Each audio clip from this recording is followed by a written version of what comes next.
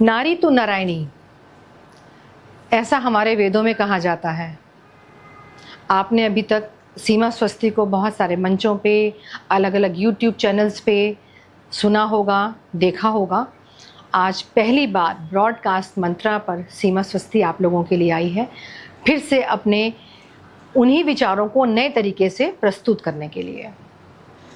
जैसा कि विषय बताया गया कि नारी तू नारायणी, क्या सही मायने में नारी तू नारायणी है, या हमने सिर्फ अब तक वेदों में, पुराणों में, शास्त्रों में, उपनिषदों में ये सब पढ़ा है?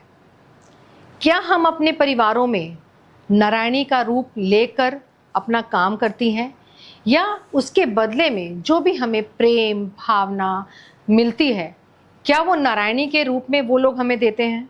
चाहे वो हमारे परिवार वाले हों, या हमारे मित्रगण हो, संबंधी हो, या आसपास रहने वाले लोग हों। यह प्रश्न आप अपने आप से स्वयं कीजिएगा। आज भी हमारा भारत बहुत, हम लोग कहते हैं कि एडवांस हो चुका है। क्या हमारे भारत में आज भी जब भी एक लड़की का जन्म होता है तो हमें शायद हमारी माता या हमारी सासू माँ या हमारी मौसी, ताई, चाची, फूफी जो भी हैं, ये कहते हुए पाई जाती हैं, कोई बात नहीं बिटिया, लक्ष्मी आई है।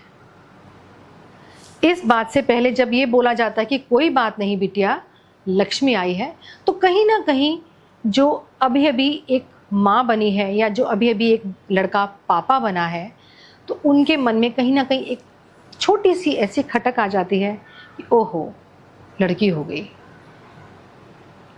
फिर हमारे इर्द गिर्द, चलो अब ये तो इतना बदलाव आ गया है कि लड़की के नाम से मिठाइयाँ बंटती हैं, लड्डू बांटे जाते हैं, उनके फंक्शंस होते हैं, और बहुत आसपास जो भी सेलिब्रेशंस होती हैं, बहुत बड़ी बात हो गई है। चेंज आया है, परंतु चेंज हमें और कहाँ कहाँ करना है और कहाँ कहाँ नहीं आया है, ये प्रत्येक महिला अपने मन से पूछे और अपने मन से इस जो भी अब आप ये सुनेंगे इसके कमेंट बॉक्स में ज़रूर लिख के बताइए कि महिलाओं के जीवन में क्या क्या परिवर्तन आया है। आज मैं आपको बचपन से लेकर वृद्धा होने तक का एक यात्रा बहुत ही छोटे और कम शब्दों में बताना चाहूँगी कि जब हमारी बच्ची छोटी होती है, परिवार में आती है, तो सबकी लाडली होती है, और धीरे धीरे जब वो हम उसको अच्छे स्कूल में अच्छी शिक्षा देते हैं, एजुकेशन देते हैं, और उसके मन में हम लोग सपने भरते रहते हैं कि कहीं ना कहीं हम अपनी बिटिया को विदेश पढ़ने के लिए भेजेंगे, या हम अपनी बिटिया को बहुत अच्छी एक एडवांस टेक्नोलॉजी की एजुकेशन देने वाले हैं, तो बच्चा कहीं ना कहीं एक तरफ तो हमने ये वाला थॉट बच्चे के मन में डाल दिया, और हमने दूसरी तरफ डाला कि ज़्यादा बाहर घूमना फिरना नहीं है, छोटे कपड़े नहीं पहनना है, या हमें लड़कों की तरह ज़्यादा ज़ोर से नहीं हंसना है, या वहाँ नहीं जाना है, या वहाँ नहीं जाना है। तो ये सब चीज़ें जो आती हैं ना, ये एक कॉन्ट्राफ्लिक्ट बीच में आ जाता है। एक तरफ हम लड़की को खुला स्वच्छंद छोड़ने के लिए तैयार हैं, और एक तरफ कहीं ना कहीं उसके रास्ते में हम लोग बेड़ियाँ डाल रहे हैं कुछ एक बातें करके। ऐसा नहीं कि सभी परिवारों में ऐसा होता है, कदापि नहीं, कभी भी ऐसा सभी परिवारों में नहीं होता है, लेकिन 89%, जी हाँ, मैं 89% इसलिए बता रही हूँ क्योंकि ये सर्वे किया गया है उन बच्चियों से जो कि बच्चियाँ अपने फादर को, अपने मदर्स को ये बोलते कि इनकी अलग ही हिपोक्रेटिक थॉट्स होते हैं। एक तरफ कुछ कहते हैं और एक तरफ कुछ कहते हैं। एक तरफ बोलते हैं कि विमेंस एम्पावरमेंट पे काम होना चाहिए, और एक तरफ बोलते हैं कि लड़कियों को ये नहीं करना चाहिए और वो नहीं करना चाहिए। तो कहीं ना कहीं हमारी जो बच्चियां हैं वो एक दोराहे पे खड़ी हो जाती हैं कि हमें what to do and what to not to do, कि क्या करना है हम लोगों को। तो सबसे पहले एक, आप जो भी हमारे ये वीडियो सुन रहे हैं, जो भी यंग पेरेंट्स हैं और जो पेरेंट्स यंग लड़कियों के पेरेंट्स हैं, उनको हमेशा ध्यान रखिए कि अपने बच्चों को एक रास्ता चुनने के लिए मोटिवेट करें, उनको एक रास्ता चुनने के लिए प्रेरित करें, क्योंकि अगर आप ही भटके हुए हैं तो आपकी संतान ज़्यादा भटकेगी। हमेशा ध्यान रखिए कि अपनों बच्चों का संतान जो भी आप चाहें बना सकते हैं। मैं बात लड़कियों की भी कर रही हूँ और लड़कों की भी साथ में कर रही हूँ कि गुड पेरेंटिंग की ज़रूरत हमें क्यों पड़ रही है। वाई गुड पेरेंटिंग, क्यों हमें पहले कभी भी हमारे अपने इतिहास में देखा होगा, क्यों आजकल ये शब्द गुड पेरेंटिंग का आ गया। पहले गुड पेरेंटिंग कभी भी नहीं हुआ करती थी, क्योंकि परिवारों में दादी नानियाँ मामी फूफी सब मिलके बच्चियों को तैयार करते थे और एक तरह का पाठ पढ़ा के उसको ससुराल भेज दिया जाता था। लेकिन आज ऐसा नहीं है, आज समय बहुत ज़्यादा बदल चुका है।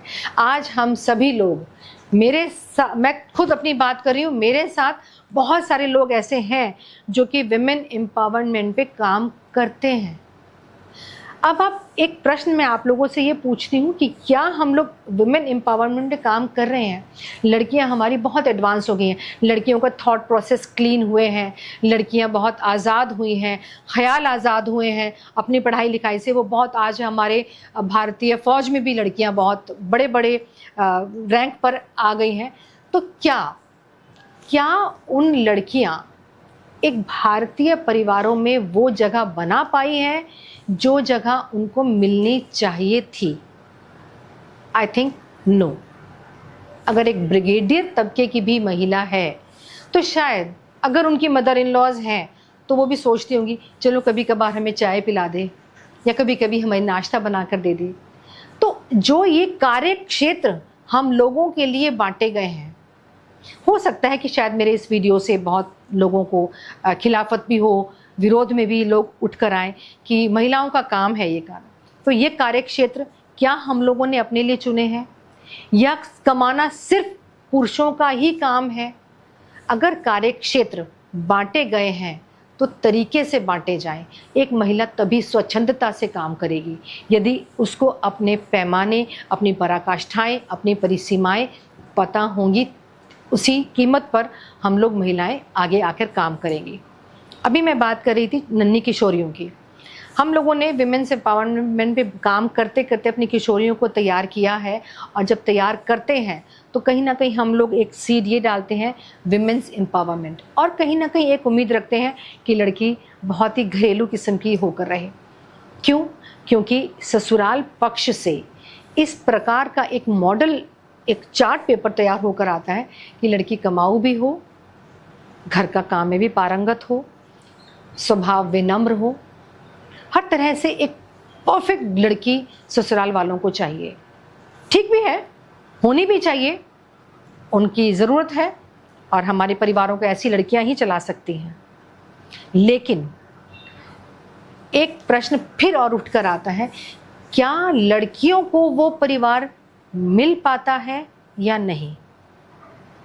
मेरे ख्याल से तो शायद, अगर मैंने जो जितना भी अब तक मेरा अपनी लाइफ का जिस्ट है, जितना मैंने सर्वे किया है, 49% वुमेन्स को उनके हिसाब से उनका ससुराल नहीं मिलता है।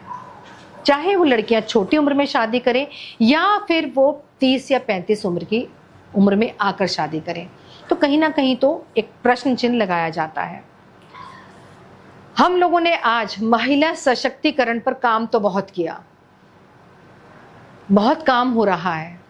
हमने लड़कियां भी अपने तैयार कर दी हैं हर परिस्थिति को जो कि डट कर मुकाबला कर सके।